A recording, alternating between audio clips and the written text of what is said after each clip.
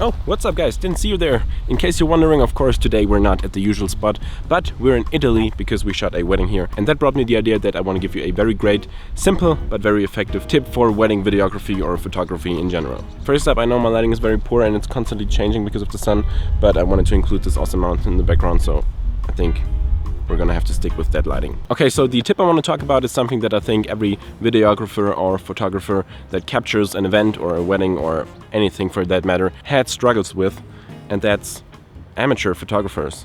If I want to say it like that, it sounds really rude, but you're ruining our pictures. And that was actually brought to my attention by a bride herself because she said it up front. And I think I can see a pattern because people who work in marketing or have something to do with media, they know about this and they can step it up front and they can do it very effective. And I'm going to tell you how. This is not a motorbike, this is a chainsaw.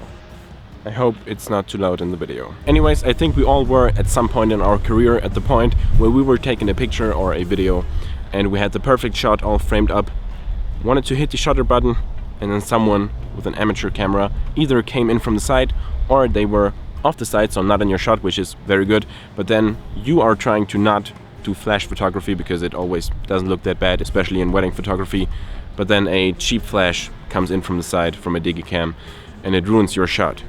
Well, more like your video, because it won't sync up perfectly in the photos that often, but in your video, if you're filming something and then this ugly ass flash comes in, it just doesn't look that good, especially at the first dance. I mean, of course, some pictures have to be taken, sometimes even by a professional photographer, but it ruins the photo or the video if someone with an amateur camera is in the way, is all that I'm saying. And of course, I'm not talking about the dad or the mother of the bride or groom who want to capture the moment and have something that they also made by themselves that they can show around immediately, not just when they get the pictures from the photographer or videographer. But I think it also gives them a good feeling to know that they did it by themselves and, you know, they were there at the moment that they took it.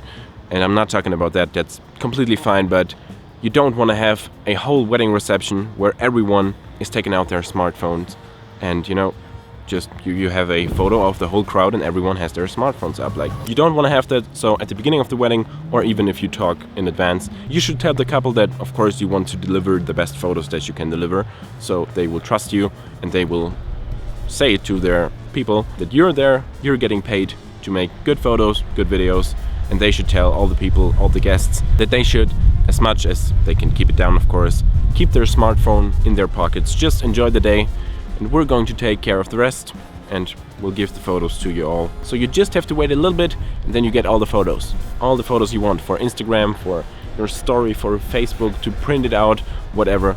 But please just keep your smartphones, your Digicams, your whatever in your pocket as much as you can. You can of course sneak a few photos here and there, but mostly keep it in your pockets, enjoy the day, and let us, the professionals, it sounds ugly when I say that, but let us do the work, because we're actually hired for that. We're getting paid to do that, so there's no need for a whole crowd with each taking their own photo, so you could do, you know, like do a bullet time effect of the couple standing in front of like everyone, because everyone has their smartphone, and you know what I'm talking about. This is what I'm talking about, because you have so many cameras and you don't need it. Yeah, that was the tip that I wanted to give you, fellow wedding videographers or photographers, that you just talk with your couple at the day of the wedding or in advance and say that they should tell all their friends that they should keep their photos and videos at a minimum. And then the photos or videos that you as the photographer or videographer will take will turn out way better than if anyone would have a smartphone in their hand. And then again, to come to the beginning of the video where I told you that a bride inspired me to do this. We actually had one bride that knew that the photos will turn out better if no one else takes pictures with their smartphones or Digicams. So she told in the beginning, when everyone was arriving, she held a little speech, welcome to everyone. And then at the end of her speech, she introduced us, told everyone that we're the photographers and videographers for the day, and that no one has to take pictures because we're taking care of that. Of course, again, let them take their pictures if they have to, but please don't ruin our shots, because that also has happened a lot.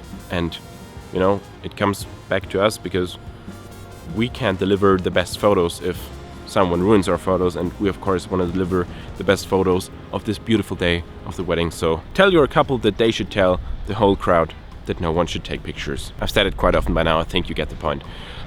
I'm out, enjoy this awesome view, have a nice day, and I'm going to drive 5.5 hours back now because it's over. today. We just filmed a 3-day long wedding. It was very beautiful, the people were very nice, but we're really exhausted. I'm gonna drive back 5.5 hours now. And I'm very hungry because I haven't eaten anything today. And yeah, the video is linked right here in case it's out already. It probably will take a few weeks to finish, but in case it's online anywhere, I think I'm probably going to link it here if I don't forget it. And I will hopefully see you in the next video. Goodbye. I'm not gonna put my hand in the camera because you should see this awesome view one last time. Goodbye.